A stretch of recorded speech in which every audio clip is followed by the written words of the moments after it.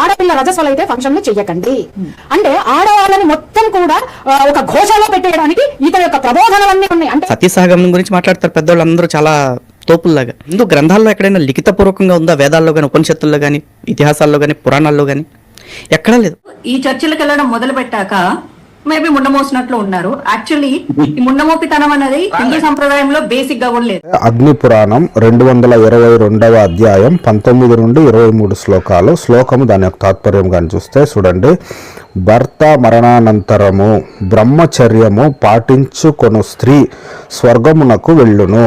మరణించిన భర్త చితిపై అగ్ని ప్రవేశము చేసిన స్త్రీ కూడా స్వర్గము చేరును. చూడండి, భర్త చనిపోతే అతడితో పాటు అగ్ని ప్రవేశం చేసే స్త్రీ గాని స్వర్గానికి చేరద్దంట. కూర్మా పురాణం పూర్వార్థం 34వ అధ్యాయం 108, 109 శ్లోకాల్లో శ్లోకము దాని యొక్క తాత్పర్యము. భర్తతో కలిసి అగ్నిలో సహప్రవేశం చేసిన స్త్రీ భర్త బ్రాహ్మణుడు కృతజ్ఞుడు మహాపాతక దూషితుడైనను పరిశుద్ధుడగును. అంటే భర్త ఎటువంటి దుర్మార్గుడైనా మంచివాడైనా కానీ భార్య సహగమనం కానీ చేస్తే భర్త వచ్చి పరిశుద్ధుడు అవుతాడంట. చూడండి, తర్వాత చూస్తే నారద పురాణం పూర్వార్థం 7వ అధ్యాయం 44 నుండి 46 శ్లోకాలు. శ్లోకము దాని యొక్క తాత్పర్యము. చాలా కాలము గడిచిన తర్వాత ఆ బాహువు వ్యాధిగ్రస్తుడై ఔర్వ మహర్షి ఆశ్రయము సమీపమున మరణించెను. గర్భవతిగానున్న బాహువు చిన్న భార్య చాలా కాలము పలు విధములుగా విలపించి సహగమను చేయుటకు నిశ్చయించుకొనెను. ఎండు కట్టెలను తీసుకొని వచ్చి చితిని పేర్చి మిక్కిలి దుఃఖముతో భర్త దేహమును చితిపై పరుండబెట్టి తాను చితిని ఆరోహించుటకు సిద్ధపడెను. చూడండి, ఇక్కడ స్త్రీ ఏం చేస్తుందంటే తన భర్త చనిపోతానే బాధపడి దుఃఖపడి తాను కానీ చితిలో పడేదానికి సిద్ధపడినట్టుగా నారద పురాణం చెప్తా ఉంది. తర్వాత స్కంద పురాణం బ్రహ్మఖండము 12వ అధ్యాయము 112 నుండి 116 శ్లోకాలు. శ్లోకము దాని తాత్పర్యము.